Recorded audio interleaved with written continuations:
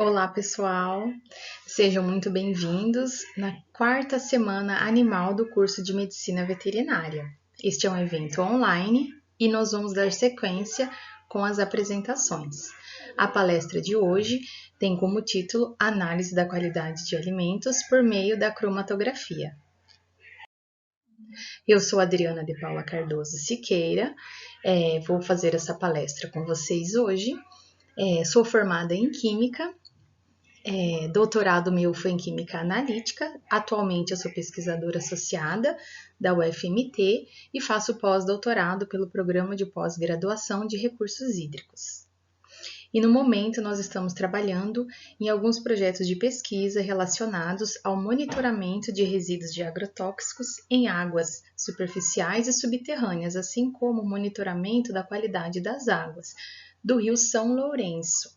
Então, eu trabalho com essa parte de resíduos de agrotóxicos em águas, pelo método de cromatografia. A palestra de hoje é sobre análise da qualidade de alimentos por meio da cromatografia.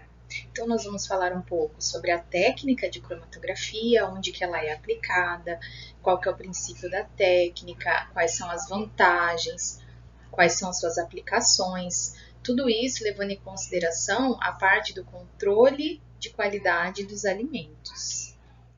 A cromatografia é uma técnica muito utilizada em diversas áreas devido à sua versatilidade e facilidade de operação.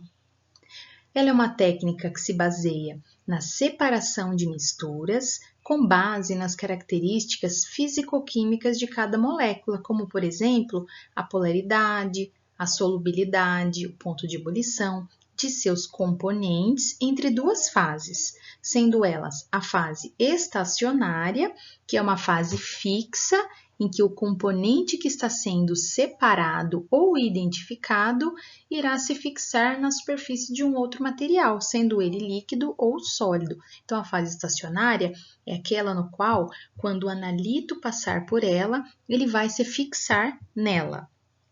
E a outra fase é a chamada de fase móvel.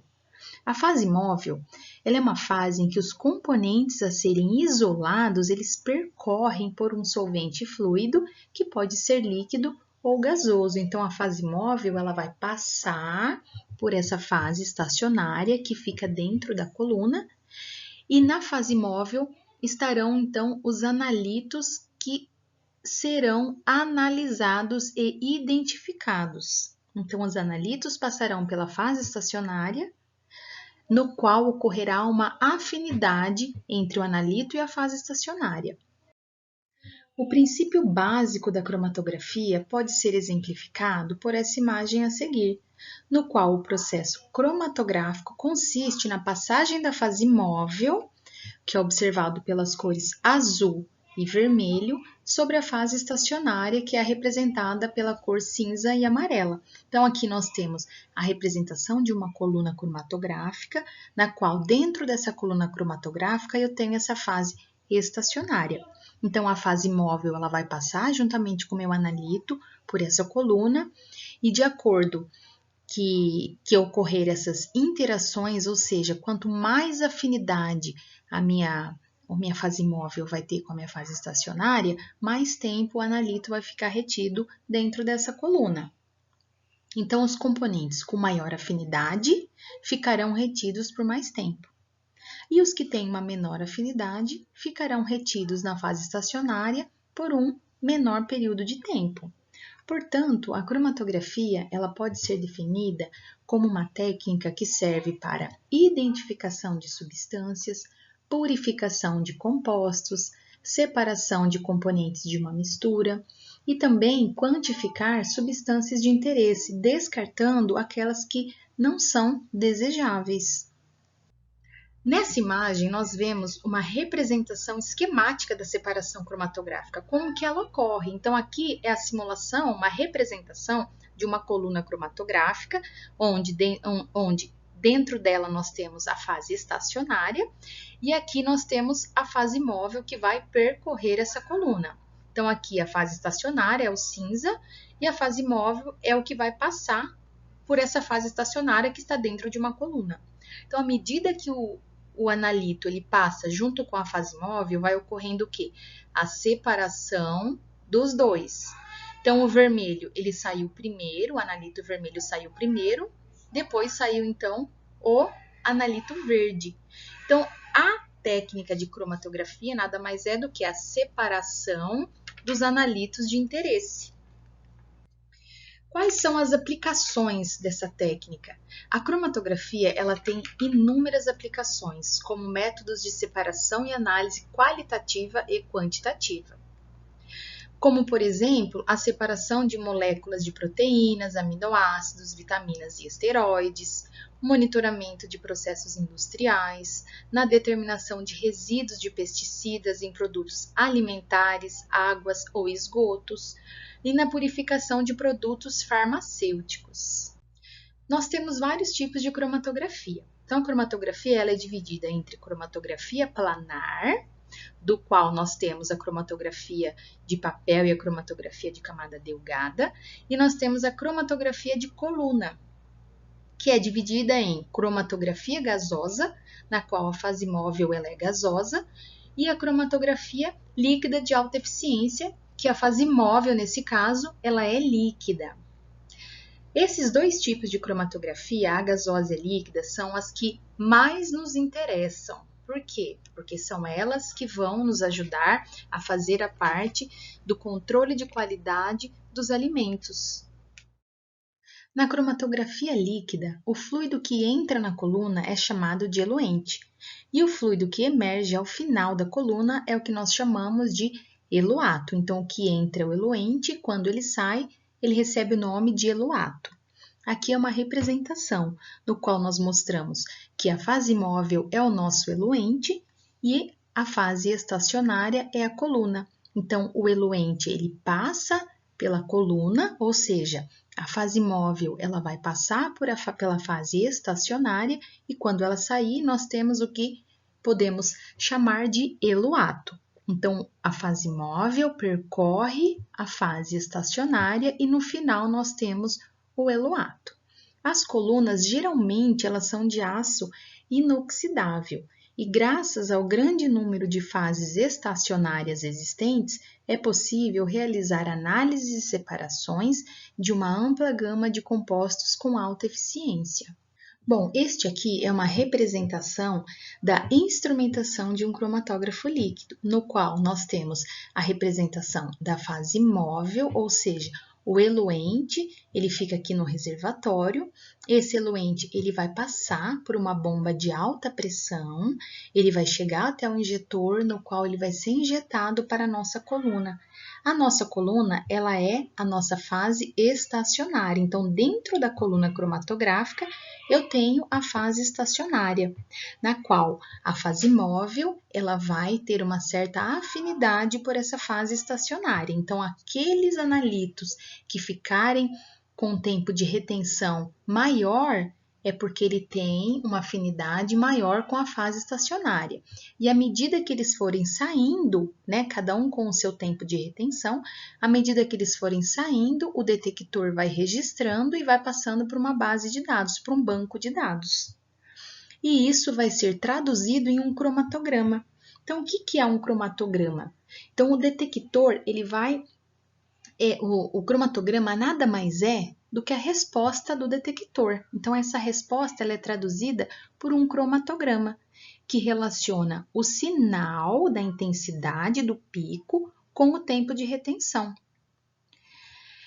A área do pico ela está relacionada com a quantidade da substância, ou seja, a área do pico ela está relacionada com a quantidade de substância na amostra. Então, neste exemplo aqui, nós temos 3 analitos, no qual o B foi o analito que saiu primeiro, que tem um tempo de retenção menor, depois saiu o analito A e, por último, saiu o analito C. Então, eu consigo separar os analitos, identificar os analitos e quantificar. Então, eu consigo quantificar de acordo com a área do pico de cada um. Na cromatografia gasosa, os componentes de uma amostra vaporizada são separados em consequência da distribuição deles entre uma fase móvel gasosa e uma fase estacionária, que pode ser líquida ou gasosa, que está dentro de uma coluna. Essa técnica ela tem duas limitações, que são: a amostra precisa ser volátil para que ocorra a vaporização e os compostos têm que ser termicamente estáveis, por volta de até uns 300 graus Celsius. Aqui é a instrumentação do cromatógrafo a gás, no qual nós temos em 1 o reservatório de gás e controle de vazão e pressão. Em 2 eu tenho o injetor da amostra, ou seja, é onde a amostra vai ser vaporizada. 3 é a coluna cromatográfica e o forno da coluna, que é o que está representado na cor verde, que é o forno. E 4, o detector. Esses 3 aqui, o injetor, a coluna e o detector, eles têm uma temperatura controlada. Então, os 3, eles têm um sistema de temperatura controlada. Em 5, eu tenho o amplificador de sinal. Em 6, é o registro do sinal, ou seja, é onde vai gerar o cromatograma. Então, aqui, da mesma forma que é gerado na cromatografia líquida, na gasosa vai gerar também um cromatograma, do qual cada pico representa um analito diferente. E a área referente a cada pico vai nos dar, então, a quantidade de amostra, a quantidade de substância que tem na amostra. A cromatografia é uma técnica muito utilizada em diversas áreas devido à sua versatilidade e facilidade de operação, o que a torna uma das técnicas de separação mais empregadas na indústria petroquímica, veterinária, farmacêutica, alimentícia, como, por exemplo, análise de alimentos por ácidos graxos, triacilgliceróis, compostos voláteis responsáveis por aromas, açúcares, aminoácidos. Na química forense e toxicológica, podemos fazer análise de doping e metabólitos de drogas. Na parte de análise ambiental, é possível fazer análise de pesticidas, organoclorados, as aminas, os fenóis e em vários outros campos da ciência e pesquisa. Como vantagens, ela contempla uma ampla gama de amostras altamente complexas, requerendo pequenas quantidades, tanto para fins qualitativos quanto para fins quantitativos. Outra vantagem é a identificação de analitos em baixas concentrações. Então, essa técnica ela é tão sensível que com ela é possível detectar e identificar traços em uma amostra. Então, ela apresenta maior sensibilidade e repetibilidade e uma maior variedade de aplicações, ou seja, essa técnica ela é aplicada em várias áreas, como foi falado, na indústria petroquímica, na farmácia, indústria farmacêutica, na parte de alimentos, na química forense, ambiental. Então, ela tem uma gama de aplicações, né? O que a deixa tornar uma técnica com muitas vantagens frente às outras. No controle de qualidade de alimentos, a cromatografia é uma das técnicas mais utilizadas, pois apresenta elevada exatidão e precisão dos seus resultados, permitindo a identificação e quantificação de componentes químicos presentes nos alimentos com grande confiabilidade. Os animais produtores de alimentos podem ser tratados com produtos de uso veterinário e expostos a agrotóxicos e contaminantes durante a sua criação. E essas substâncias, elas podem deixar resíduos nos alimentos obtidos a partir desses animais. Então, em todos os casos, os níveis de resíduos químicos, eles não podem representar dano à saúde dos consumidores. E entre os alimentos, a carne e seus derivados são amplamente consumidos, sendo um alimento importante em várias dietas, como fonte de proteína de alta qualidade, ou seja, na composição da carne nós temos de 21 a 22% de proteína, 75% é composto por água e uma minoria, é composto por carboidratos, é composto também pelos minerais, como por exemplo ferro, zinco, fósforo, magnésio e sódio, e também pelas vitaminas do complexo B. Como os agrotóxicos são os mais eficazes no controle de pragas, o monitoramento de resíduos decorrente de seu emprego no meio ambiente é de fundamental importância para assegurar a qualidade dos alimentos que chegam até o consumidor. O objetivo dos agrotóxicos é eliminar formas de vida vegetal ou animal consideradas indesejáveis nas culturas agrícolas, na saúde pública e no combate de vetores de doenças transmissíveis. Porém, esses agrotóxicos, eles causam grande impacto devido à sua persistência ambiental, bioacumulação e alta toxicidade. Então, esses agrotóxicos, eles podem causar problemas de ordem ecológica e de saúde pública. Então, quais são os problemas que ele pode causar? Resistência de insetos e de micro-organismos aos princípios ativos, desequilíbrios dos ecossistemas, ocorrência de resíduos tóxicos nos alimentos como resultado da contaminação ambiental, persistência no meio ambiente e contaminação da água, solo e de onde possam ser transmitidos para várias formas de vida. O foco dessa apresentação é na ocorrência de resíduos tóxicos nos alimentos como resultado da contaminação ambiental. No Brasil, o controle de resíduos de agrotóxicos em alimentos começou a se desenvolver isoladamente na década de 70 com o primeiro laboratório de análise de resíduos, trabalhando na determinação de organoclorados em leite, estendendo suas atividades também para análise de agrotóxicos em carne bovina devido às exigências nas exportações. Na década de 80, foi criado um grupo de análise de resíduos e pesticidas, que se fortaleceu transformando-se em Associação de Análise de Resíduos e Pesticidas, com competência para resolver problemas de aquisição de padrão analítico puro, de qualidade, exigir maior qualidade de solventes para análise e padronização de metodologias analíticas. Atualmente, nós temos o Plano Nacional de Controle de Resíduos e Contaminantes em Produtos de Origem Animal. Este Plano Nacional ele é um programa de gerenciamento de riscos adotada pelo MAPA, que é o Ministério de Agricultura e Pecuária e Abastecimento. O objetivo deste Plano Nacional é promover a segurança química dos alimentos de origem animal. Para fazer uma análise de alimentos, é necessário definir o problema analítico, ou seja, o que deseja ser analisado, o que deseja ser encontrado, identificado. Então, esse é o primeiro passo.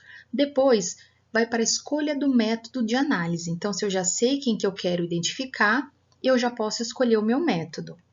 Depois é a amostragem, como que essa amostragem é feita. Depois tem o preparo da amostra, que essa é a etapa crucial da análise. Depois nós temos as medidas analíticas e, por fim, o tratamento dos dados. Então, o preparo da amostra, ele promove o fracionamento e o enriquecimento da amostra com todos os analitos de interesse.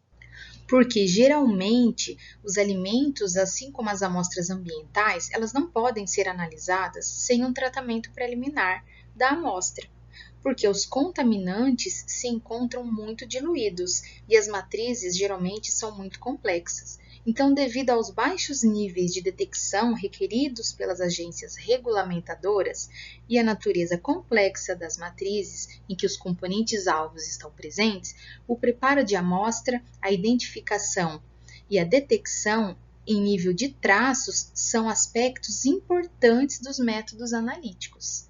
Então, qualquer perda de analito que ocorrer nessa etapa, ela não pode ser compensada por nenhuma das etapas subsequentes. Então, dessa maneira, o preparo da amostra é uma etapa crucial dentro de todo o processo analítico. Então, a preparação da amostra, a concentração e a determinação dos analitos, eles vão gerar resultados com confiabilidade e exatidão. Os métodos mais frequentemente usados para determinação de agrotóxicos em alimentos, em geral, empregam as seguintes extrações. Então, nós temos extração líquido-líquido, extração sólido-líquido, extração em fase sólida, extração com fluido supercrítico, dispersão de matriz em fase sólida.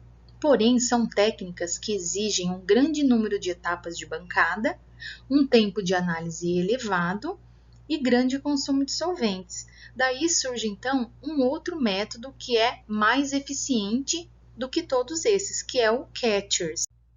Então, o método Catchers, ele foi desenvolvido para gerar extratos que são diretamente aplicáveis tanto para as análises por cromatografia gasosa quanto por cromatografia líquida.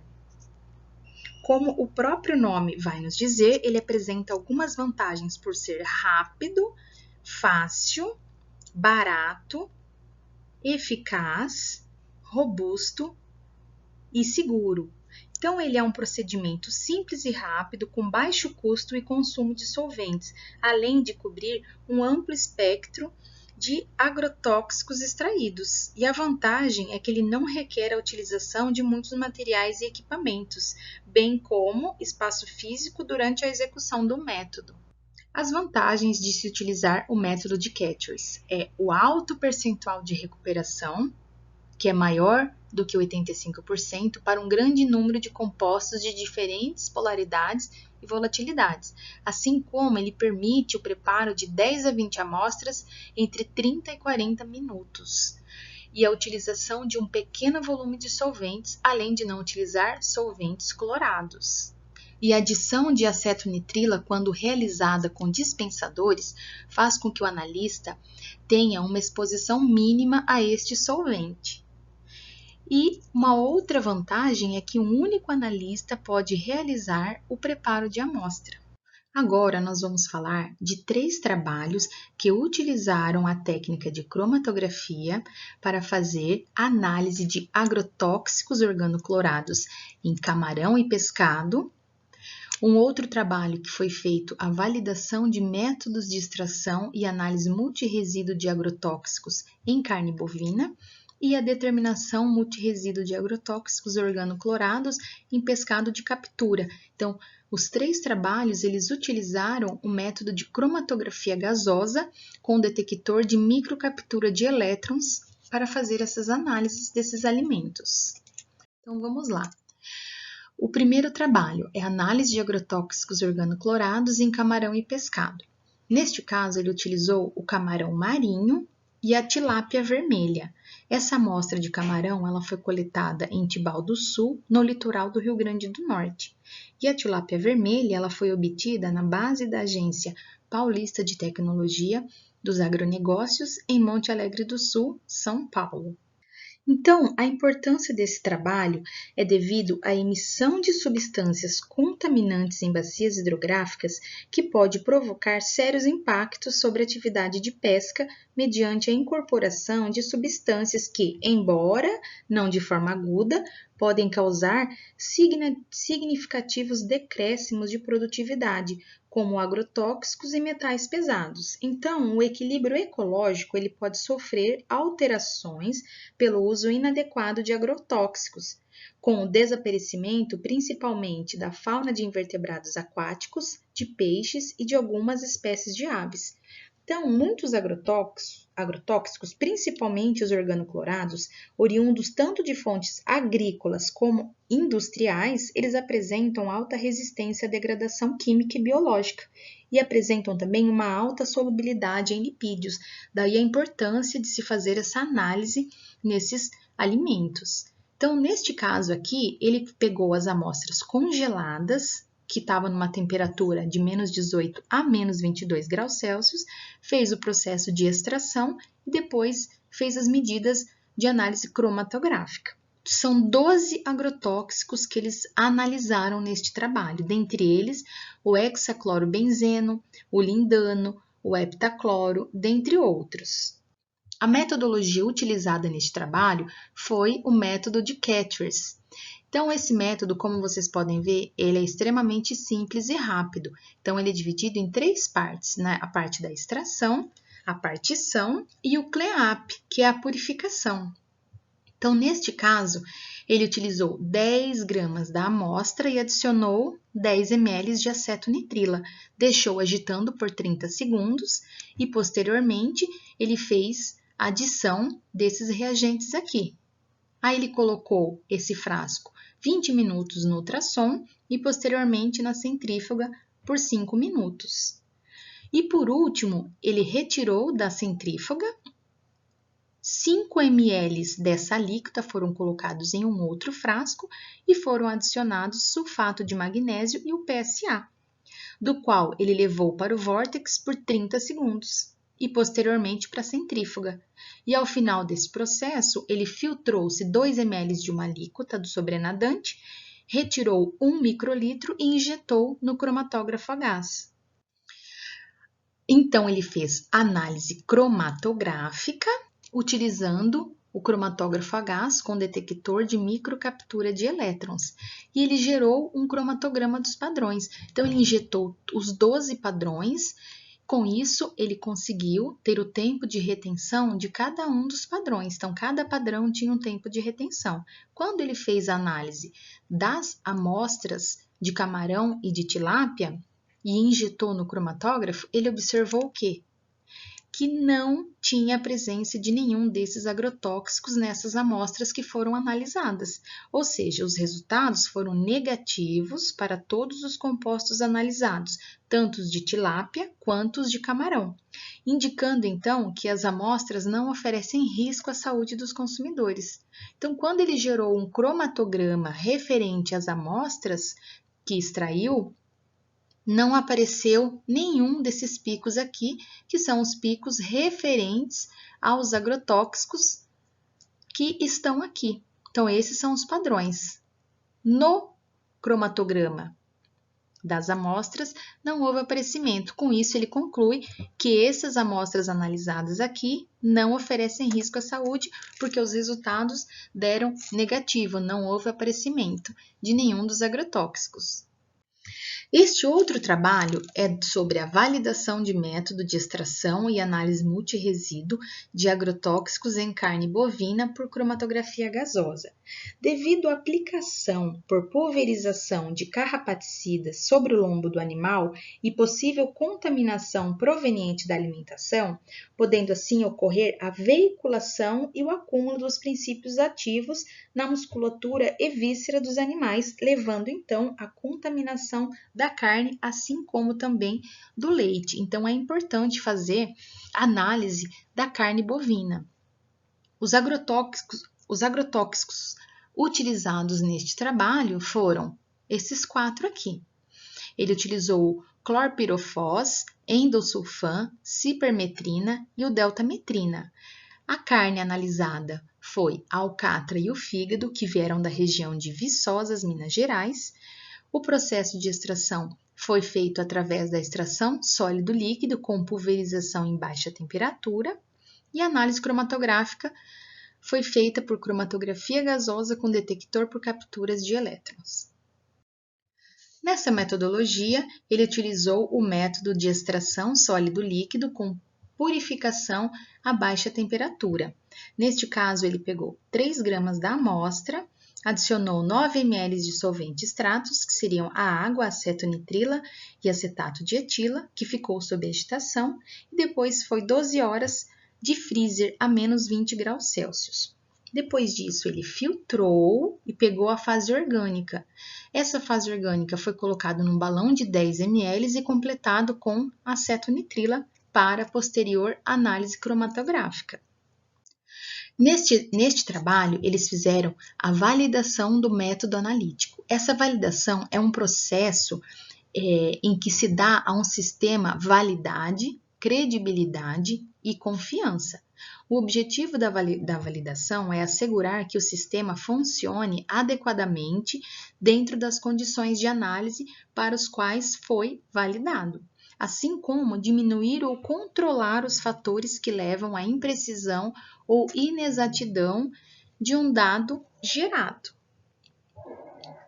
Para isso, são necessários alguns parâmetros de validação, que são eles a seletividade, a linearidade, o LDI e o LQI, que é o limite de detecção instrumental e o limite de quantificação instrumental, a precisão, exatidão e robustez. Então, neste trabalho, ele fez toda a avaliação de todos esses parâmetros para escolher, então, a melhor forma. Ele otimizou o método. Este aqui é o cromatograma de uma solução padrão de 100 microgramas dos princípios ativos, ou seja, é um mix de todos os agrotóxicos que foram analisados. Então, aqui cada um vai ter o seu tempo de retenção, como por exemplo, o alfa e o beta endosulfan, que saem no tempo de 3,2 e 3,8 respectivamente. A cipermetrina, ela sai no tempo de retenção de 7,3 minutos e o deltametrina em 8,8 minutos. Então, de acordo com esse cromatograma dos padrões, foi possível analisar o cromatograma gerado das amostras que foram analisadas, da alcatra e do fígado. Como resultado, as amostras foram analisadas e não foram constatadas a presença de resíduos de nenhum dos agrotóxicos, ou seja, tanto na alcatra quanto no fígado não foram encontrados nenhuma quantidade desses resíduos de agrotóxicos que foram estudados neste trabalho. E nesse último trabalho aqui, vocês vão ver que ele detectou a presença de agrotóxicos. Então, este trabalho é a determinação multirresíduo de agrotóxicos organoclorados em pescado de captura por cromatografia gasosa. Neste caso, eles analisaram 20 tipos de agrotóxicos em 46 amostras, sendo 3 amostras de camarão e 43 amostras de pescado.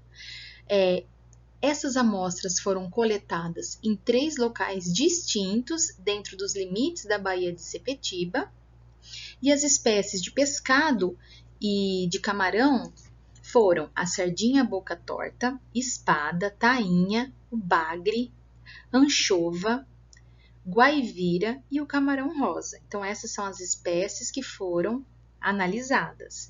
E aqui são todos os agrotóxicos que foram analisados também. A metodologia para o desenvolvimento deste trabalho foi por método de Catchers também. E aqui, como nós já havíamos falado, ele é um método muito rápido e muito fácil de ser executado. Então, ele utilizou 10 gramas de amostra, adicionou 10 ml de acetonitrila, agitou, adicionou os demais reagentes, colocou no ultrassom, foi para a centrífuga e, por fim, fez a parte de purificação, no qual a amostra ficou 2 horas no congelador, depois foi retirado 5 ml de uma alíquota e adicionado, então, os 2 reagentes, que é o sulfato de magnésio e o PSA. E essa mistura aqui foi para o vórtex cerca de 30 segundos e depois para a centrífuga por mais 5 minutos. Filtrou-se então 2 ml da alíquota do sobrenadante, que veio aqui da centrífuga, filtrou 2 ml e retirou 1,8 microlitros e injetou no cromatógrafo para fazer a análise cromatográfica. Como resultado deste trabalho, as análises de resíduos de organoclorados, dos 20 organoclorados, evidenciaram a presença destes contaminantes nas amostras de pescado provenientes da Baía de Sepetiba, ou seja, foi detectado alguns dos organoclorados em algumas das amostras. Então, como foram realizadas 46 amostras, delas 3 eram de camarão, nas 3 que eram de camarão não continham nenhum agrotóxico, ou seja, elas não estavam contaminadas. Porém, das 43 que eram amostras de pescado, 33 amostras estavam contaminadas. E desses organoclorados aqui, esses são os que foram detectados nas amostras de pescado, sendo que foi encontrado numa amostra de músculo do peixe-espada, uma quantidade muito grande, né, uma faixa de concentração muito grande deste organoclorado, 2,4-DDD. E Em relação às amostras analisadas, 71,74% apresentaram o organoclorado delta-BHC. Então, como resultado positivo, então, nós geramos um cromatograma para mostrar para vocês aqui a presença desses agrotóxicos. Como, por exemplo, nessa parte aqui laranjada, mostra que aqui são os cromatogramas dos 20 padrões de organoclorados, e quando foi gerado um cromatograma das amostras, né, aqui é uma representação de uma delas, esse pico ele também apareceu no cromatograma, indicando então que há a presença desse organoclorado. Então foi identificado, os organoclorados eles foram separados e identificados e quantificados. Então aqui nós temos como exemplo demonstrando um organoclorado, aqui o outro e aqui um terceiro organoclorado. Então, em uma amostra de músculo de peixe-espada, foi possível detectar, não só nela, que de 43, 33 estavam contaminadas. Como resultado, mesmo tendo encontrado algumas amostras com quantidades relativamente altas, este produto não pode ser considerado fora do padrão, uma vez que não há regulamentação ou norma. De qualquer forma, este estudo aponta com clareza que as atividades agrícolas onde existe o uso intenso de pesticidas propiciam a contaminação do meio ambiente, sobretudo por agrotóxicos persistentes. Esses contaminantes, eles foram acumulados ao longo dos anos, devido às práticas agrícolas nas áreas adjacentes à costa. Os organoclorados, eles foram proibidos na década de 80. Eles são agrotóxicos persistentes, mas ainda podemos observar os seus efeitos de seu uso intenso no meio ambiente. A preocupação referente aos resíduos de agrotóxicos contidos nos alimentos deve-se aos seus efeitos adversos à saúde dos seres humanos. Verifica-se o interesse crescente sobre a segurança dos alimentos, gerando a necessidade de desenvolvimento de métodos analíticos rápidos e exatos para a determinação de resíduos de agrotóxicos em produtos agrícolas. Como os compostos organoclorados são muito lipossolúveis e se acumulam nas gorduras dos organismos, eles percorrem rapidamente a cadeia alimentar, como resultados desastrosos para as espécies, incluindo o homem, que ocupam o topo dessa cadeia alimentar. Essas são as referências que foram utilizadas para a preparação dessa palestra, e eu quero deixar o meu muito obrigado a todos vocês que estão assistindo. Quero agradecer bastante a Semana Animal do curso de Medicina Veterinária pelo convite. Agradecer e parabenizar a comissão organizadora, que não deve ter medido esforços para que esse evento online acontecesse. Agradecer aos professores, que com certeza se empenharam muito, e aos alunos, que sem os alunos este evento não teria o porquê de acontecer. Então, meu muito obrigado a todos vocês.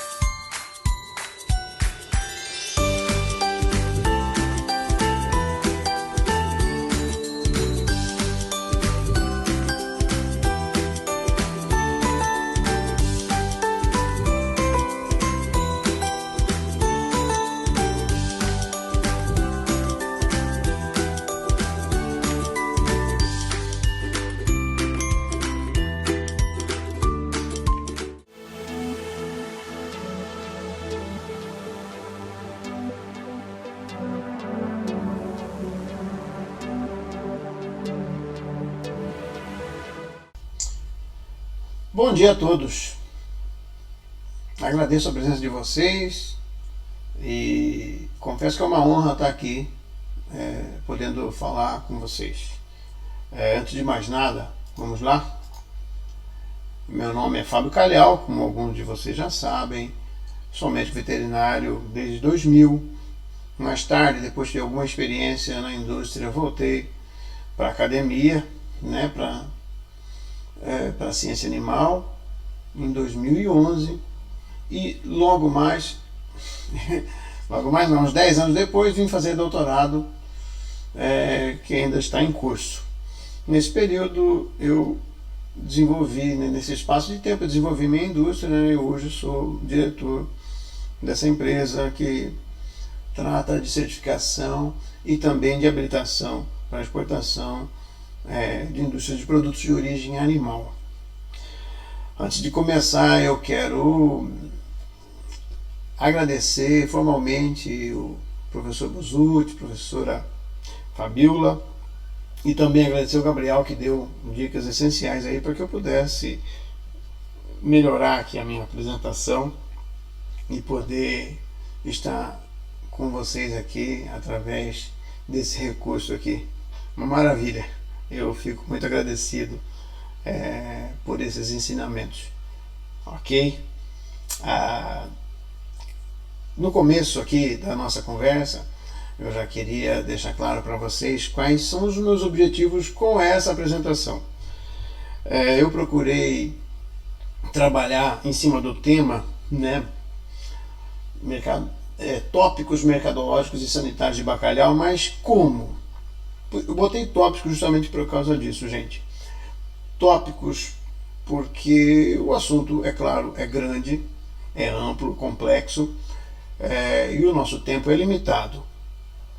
Então eu procurei pontuar aqui objetivos para sair do lugar comum e trazer para vocês, ousar trazer algo novo não de conhecimento de ponta de últimos meses, não é isso, mas trazer uma nova abordagem para sair do comum, correto? Algo que eu não queria trazer para vocês um processo somente simples. Por quê? Porque isso vocês vão aí aqui na internet, YouTube, pronto, né? Então eu tentei reunir percepções minhas, né? Então por isso uma visão global, perspectivas da espécie e do produto em si e uma projeção para o setor, ou seja, vamos aproveitar a experiência da cadeia do bacalhau para poder levar esses conhecimentos para outras cadeias, né? Claro, as mais próximas são as outras cadeias, né? Os outros cultivos de produtos aquícolas, mas em linhas gerais o comportamento, quando a gente fala mercadológico, e eu achei bastante ousado esse tema, e mercadológicos está relacionado com sanitários, parece a princípio que não, mas está sim. Então eu procurei trazer uma nova abordagem, reunir informações que estavam separadas para poder fazer com que a nossa conversa ficasse bacana, né? Poxa vida, é um desafio enorme, temos aí a distância, temos essa questão remota, essa coisa digital, né? Então, para tentar aquecer, dar prazer à nossa conversa, eu procurei então trabalhar em cima desses objetivos. Vamos lá? Eu vou contar com vocês depois disso, através do Instagram, tá certo? E também eu vou deixar o meu e-mail no final para vocês procurarem, tirarem dúvidas, fazer contato. Fiquem à vontade. A minha exposição é justamente para promover esse contato e esse intercâmbio de conhecimento, né? Também, sem dúvida, toda vez que sou questionado, eu sou provocado a aprender ou a me certificar das informações. Então é muito importante a contribuição de vocês também para o meu crescimento, não tenho dúvida disso. Vamos então.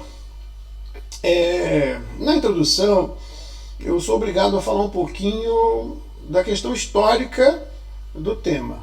né?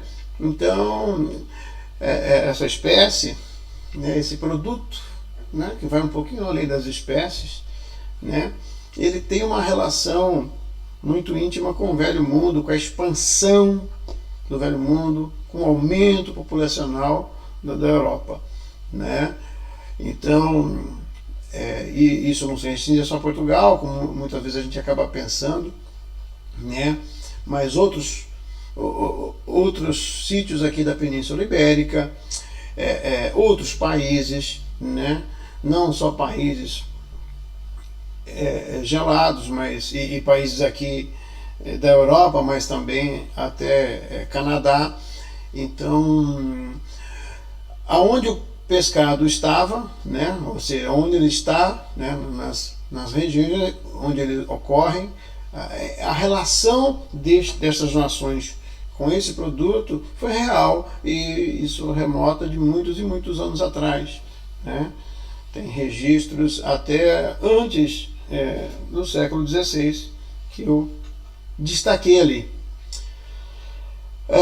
Mas essa pesca então se remonta antes do século XVI, mas para não nos delongarmos em história, que não é esse o nosso foco aqui, eu vou falar de uma outra onda, né, de pesca do bacalhau, e aí notadamente, destacadamente aqui de Portugal, da Península Ibérica, né, que estão aí entre os anos 30 e 70, 70 e tal, onde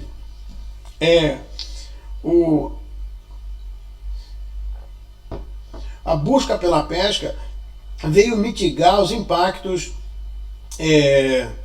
da grande crise de 29, dos problemas com guerras, né? Então, a população teve que ir atrás de recursos de alimento e de subsistência também. Então isso forçou, vamos, né, destacadamente aí Portugal, a se lançar novamente a pesca de Portugal, que tinha sido suspensa aí por pressão do Império Britânico. Bom, e daí o que aconteceu? Houve então uma sobrepesca, né, das reservas desse pescado em várias regiões, e isso teve um impacto negativo, né, que foi refletido até na indústria. Então houve uma sobrepesca, exauriram essas reservas de pescado em alguns pontos da área que ocorre o bacalhau, nunca mais se recuperou, né? E assim, para exemplificar, para ilustrar, eu coloquei aqui a chamada epopeia dos pobres, né? Mas assim, a grande batalha do povo pobre português e essa relação com o bacalhau. Para vocês terem uma noção, acredito que década de 50, 60, essa relação era tão forte com a sociedade que os jovens que se habilitavam a ir à pesca do bacalhau para trazer divisas para o país, eles eram dispensados do serviço militar, né? Então o jovem ele podia escolher ou serviço militar, né, um ano e meio, ou 6 meses de pesca de bacalhau. Bom, por aí vocês já vão entender, quem por acaso ainda não conhece um pouco do assunto, que não era nada fácil, né? Muitos não voltavam. Correto? Então isso também é mais um ingrediente aí, e que também fortaleceu os laços desse produto com essa nação. Por que eu estou falando disso? Porque isso é reflexo aí na nossa nação também.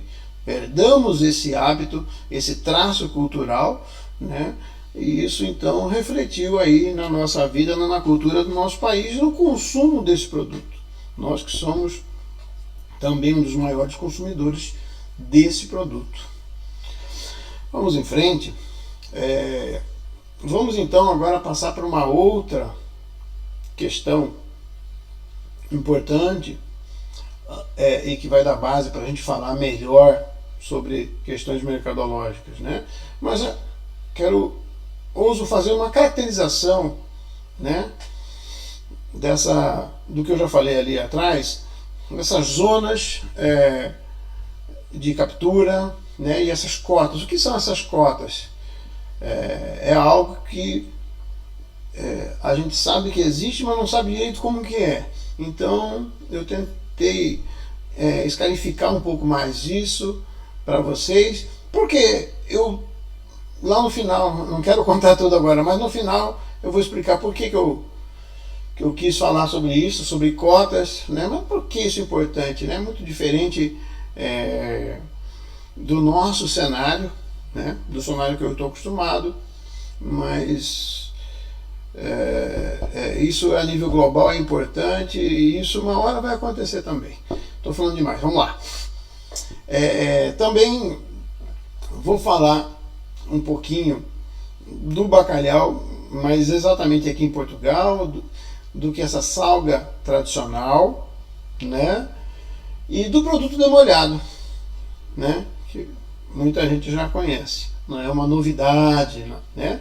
Mas aí eu também vou dar uma abordagem específica para esse novo produto, digamos assim. Bom,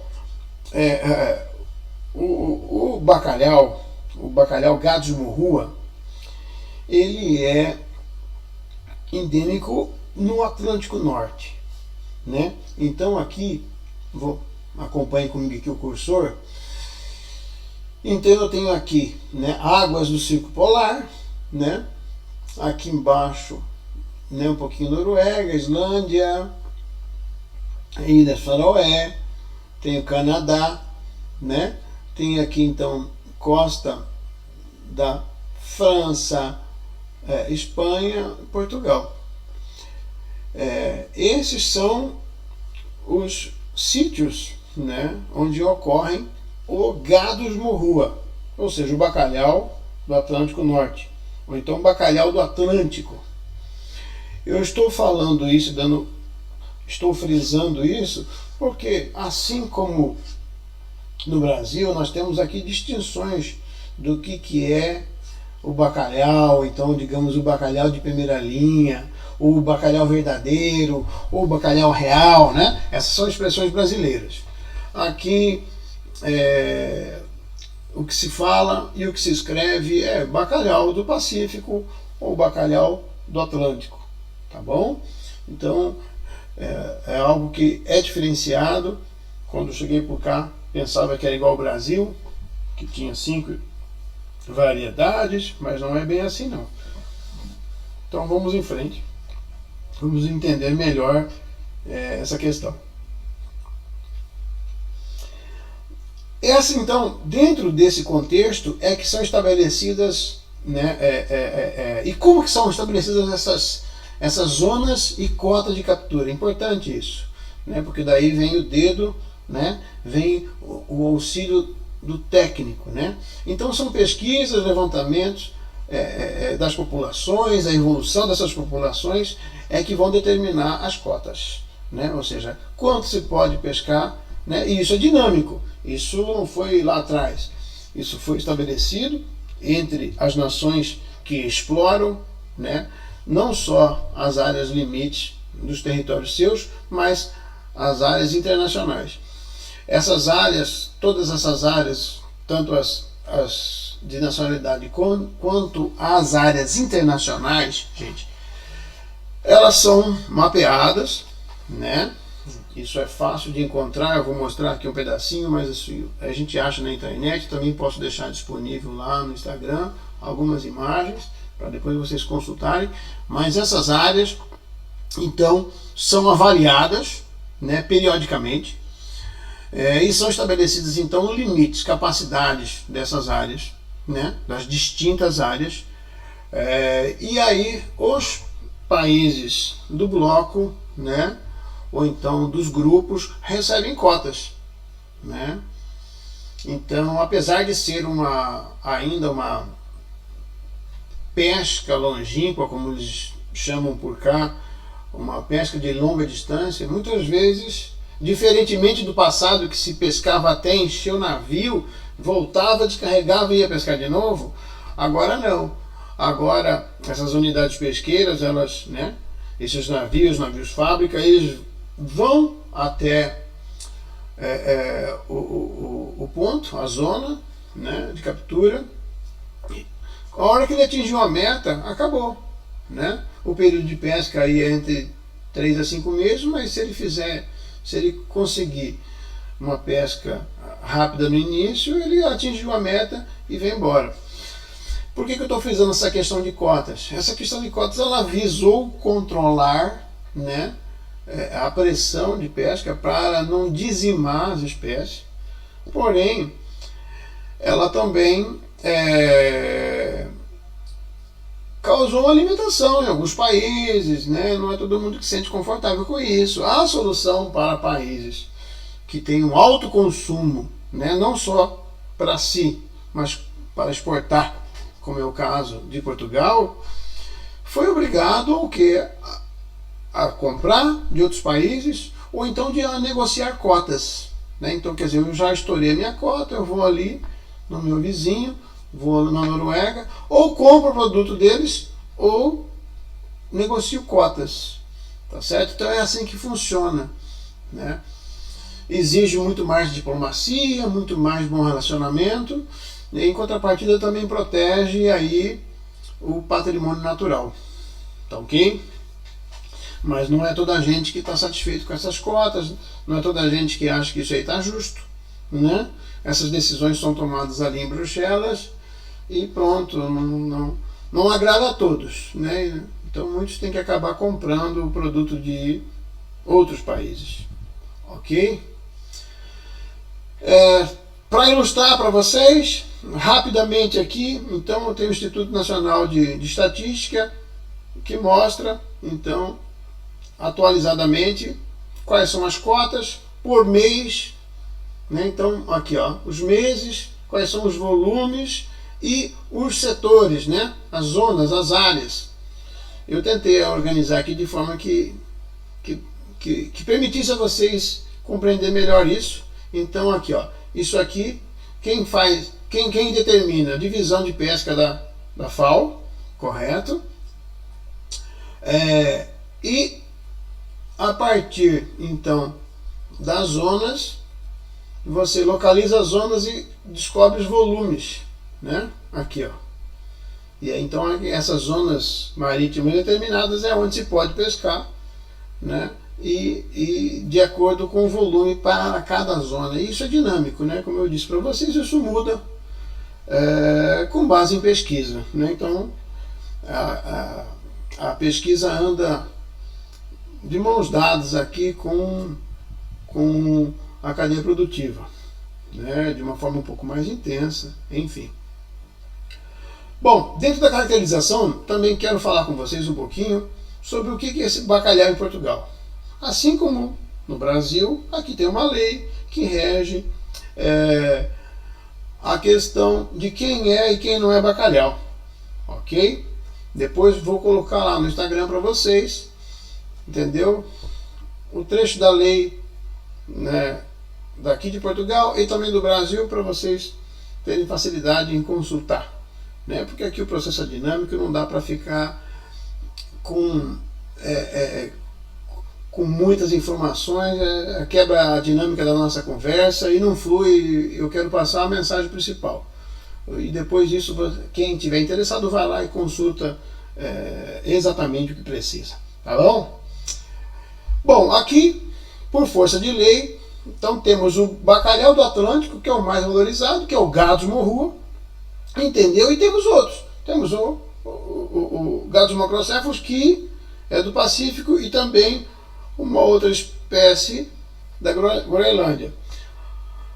E isso vem, assim como no Brasil já vem vindo, já existe um processo em curso disso, o Ministério tem avançado muito nisso, né? Aqui, ó, temos essas informações, né? Essa rastreabilidade nos rótulos, tá? E eu queria dar um destaque para isso, porque é uma área que eu trabalho, gosto muito, né? Então estamos dentro da indústria aí, mais uma vez.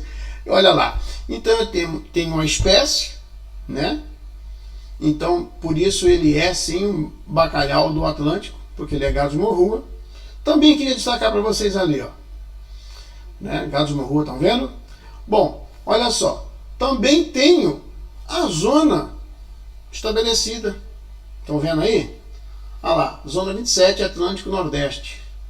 Ok? Uma outra coisa que também é importante, se o tempo permitir, vamos falar ali na frente, é a categoria da pesca, né? Então, como o pescado é obtido, vai exercer influência lá no processo, né, emblemático da salga, do processamento que eles tanto valorizam por aqui. Bom, vejam então que até destaco isso, que até a forma de captura, né, ela vem discriminada na rotulagem. Como falei para vocês, para não esquecer, o tipo bacalhau e os outros bacalhau, as espécies vão estar descritas lá no Instagram, para a gente não ficar aqui com informações maçantes, ok? Chegamos ao ponto onde eu vou reunir informações anteriores. A salga tradicional. Eu vou falar um pouquinho para vocês sobre salga tradicional, que é a salga clássica, né, para fazer entender isso tudo, e a gente reúne outras informações que ficaram soltas ali atrás. A salga tradicional, ela tem então alguns critérios, né, e é extremamente valorizada por esse povo, tanto que unidades destacadas em outros países sempre levam técnicos daqui para executarem e fiscalizarem o processo da salga, né, do processamento em si como um todo, que não é só o sal, né, o sal que tem uma granulometria, e assim, só um drops aqui de informação, o sal, né, dos salares de Portugal aproximaram Portugal ao processo de salga, né, então isso lá atrás, né, é um outro link entre o bacalhau e Portugal. Bom, mas a salga, além da salga, né, que exige critérios até na granulometria do sal, que vai de 3 a 8 milímetros, porque não é um sal uniforme, então eu tenho pedaços pequenos, pedaços grandes, para poder produzir uma salga mais adequada segundo os padrões de salga de bacalhau. Depois disso eu tenho um período e uma forma, de secagem, tá certo? Então eu tenho períodos, né? Secagem forçada, secagem natural. Em países de temperatura mais baixa, como Noruega, eu vou secar ele ao ar livre, né? E dentro das indústrias eu tenho secagem forçada, tá certo? Mas que também surte o mesmo efeito, claro, com um pouquinho mais de custo. E uma outra coisa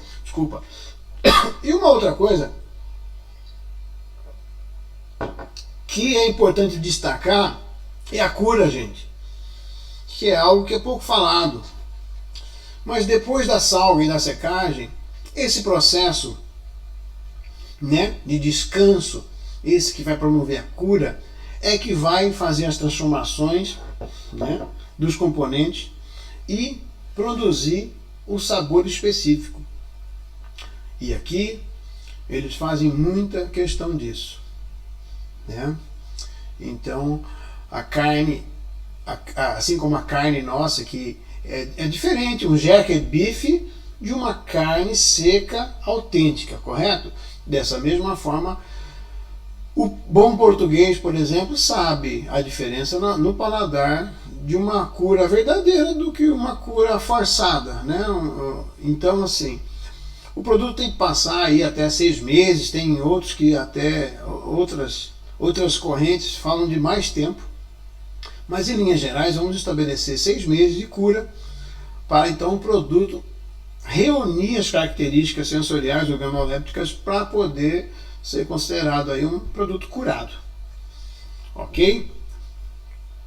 Também quis aqui trazer para vocês desse produto curado, salgado, a determinação, o nome, né, o nome científico, a especificação do produto, como legado de Morrua e de acordo com as dimensões e do processo de salga e cura, ele é considerado então aqui especial de primeira. Então eu tenho aí outras classificações. Isso obrigatoriamente vem na rotulagem, né?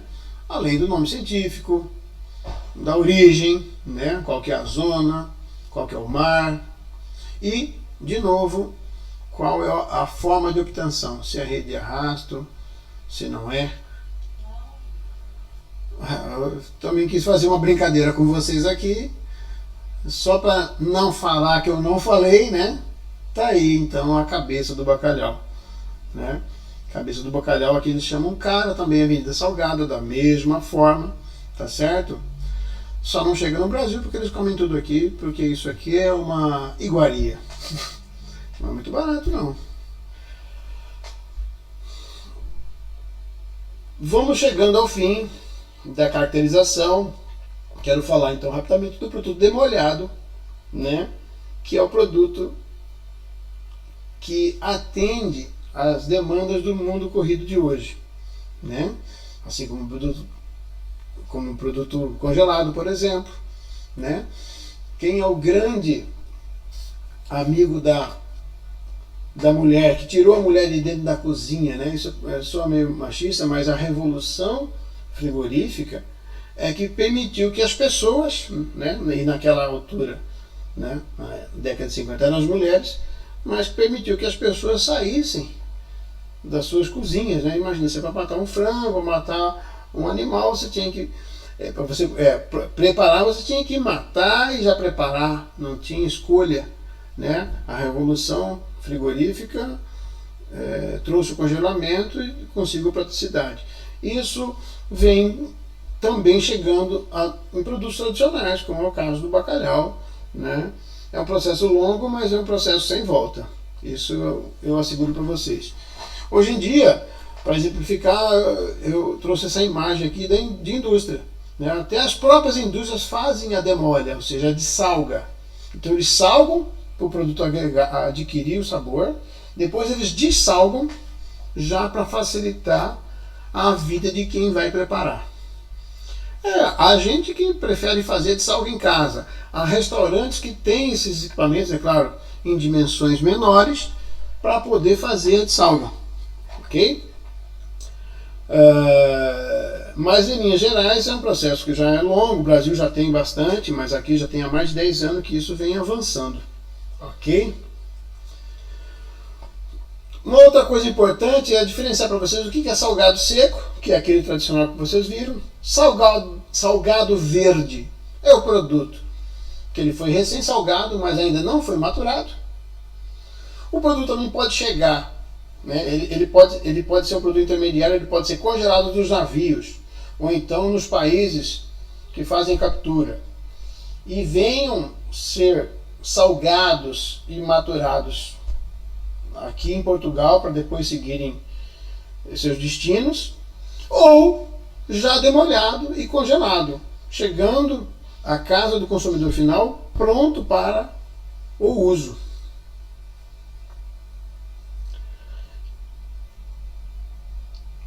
Agora, já que falamos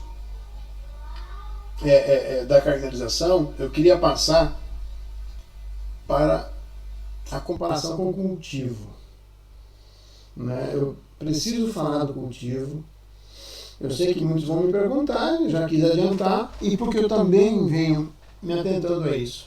Isso é um caminho sem volta para o pescado no mundo, né? O mundo avança, 50% aproximadamente do pescado consumido no mundo já é de cultivo. Do Brasil eu não me lembro, mas eu posso deixar também esses valores assentados lá no Instagram. Mas aqui da Europa isso cai para 25%, né? E Portugal muito menos ainda. isso evidencia oportunidades, tá certo? É o embate entre a tradição e a sustentabilidade, né? O que acontece? Quem vai vencer essa briga vai ser a sustentabilidade. Nós estamos a cada dia com mais gente na nave chamada planeta, e a tradição ela é quebrada aos poucos, com o tempo, com o passar dos anos, né? Os mais jovens vão aceitando, por exemplo, aqui no caso, o demolhado, que é muito mais prático, vai se perdendo aquela lembrança, entendeu, de como era o gosto do bacalhau seco tradicional, assim como aconteceu com a galinha caipira, assim como aconteceu com o porquinho caipira nosso aí. Desculpe aí a informalidade, mas para poder gravar isso bem na mente de vocês. Ainda em tempo, quero falar, para não deixar o tópico sanitário passar batido, apesar do estourar do tempo aqui, tentei fazer uma linha lógica dos assuntos e falar que a cultura, ela traz junto consigo benefícios, mas também traz desafios, né? Então ela vem resolver a questão da sustentabilidade, evita a extinção das espécies, tá certo? No aspecto também de reciclagem de produtos, ela é muito interessante, porém, quando todo o processo produtivo animais de produção, a gente adensa e a gente tem desafios relativos à sanidade. O pescado não é diferente.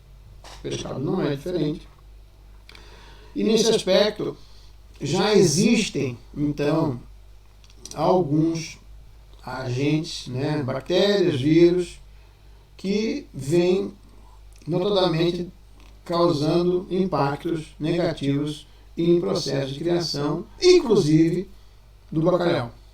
Tá? Isso é uma realidade. Já existem, por exemplo, os cultivos de bacalhau, né, na Noruega. Já existe vacinação, né, para poder frear alguns desses agentes, mas dentre eles, um que eu gostaria de dar destaque, que é um que é até pauta de nosso estudo, é o Anisakis, né? O Anisakis, ele tem causado problemas de ordem econômica. Ele, apesar de ser caracterizado como zoonótico, isso seria para produto cru, né? E o bacalhau, pelo menos no nosso país, não é consumido como cru. Temos uma legislação nova que saiu agora no último dia 18, mas ela não muda, né? Na verdade, acentua um pouco mais o rigor do controle do Anisakis para entrar no Brasil. E como o Brasil é um importante mercado consumidor, né, para a Noruega e para Portugal, então esse endoparasita é um desafio, tá? Ele é um desafio e merece atenção dos dois países, e é por isso até que a gente elegeu esse ponto como um ponto importante para a gente desenvolver nossos estudos. Por enquanto não dá para falar muita coisa sobre isso, tá? Eu queria colocar também aqui, né, algumas considerações finais, tá certo? Eu queria destacar para vocês, dessa breve conversa, alguns pontos importantes para vocês se atentarem. Essas são experiências desse produto, desse povo, de quem está envolvido diretamente. Mas elas, sem dúvida, eu afirmo com muita segurança que elas servem para as outras culturas. As experiências de um processo vão servir para os outros. Eu, por exemplo, no meu trabalho, eu trouxe muita informação de outros processos, da avicultura não, da indústria de processamento de aves, de bovinos, para o pescado. né? Que é o quê? Que é um processo novo, emergente no Brasil. Tá certo? Então, vamos olhar com esses olhos. Uma outra coisa, eu vejo oportunidade, o mercado, né, a questão mercadológica, ela precisa da pesquisa para ela avançar. Né? Vocês viram que em vários momentos aí a pesquisa auxiliou o processo produtivo. Agora, de novo, nós estamos falando de desafios aí na questão sanitária. De novo, nós, né, pesquisadores, nós, academia, né? E aí nesse momento também sou academia, é que eu estou aqui tentando ser o elo de ligação entre a academia e o processo produtivo. São oportunidades, né, para nós técnicos da área. Outra coisa é que eu atento para as barreiras que se levantarão, barreiras sanitárias comerciais, né? Desculpa sanitária, mas é comercial. Então, quando começar a incomodar alguém, nosso peixe, vão falar, ai, mas vem cá, tem salmonela, o que tem nesse peixe? Né? Então, vamos atentar para isso e nos preparar, tá certo? Isso é oportunidade de produção científica. E uma aproximação, entendeu, da academia com o processo produtivo, com a indústria, lá com o fomento, lá com o campo. Era isso que eu queria deixar frisado para vocês. Ok? Eu agradeço imenso a oportunidade. Peço encarecidamente que vocês coloquem suas dúvidas para a gente logo mais responder. Tá certo? Da cabeça de bacalhau eu já respondi, tá ali, tá? Eu quero outras perguntas. Muito obrigado pela oportunidade, que Deus abençoe a todos vocês, e fico à disposição do colégio e também dos alunos. Um forte abraço, que Deus abençoe.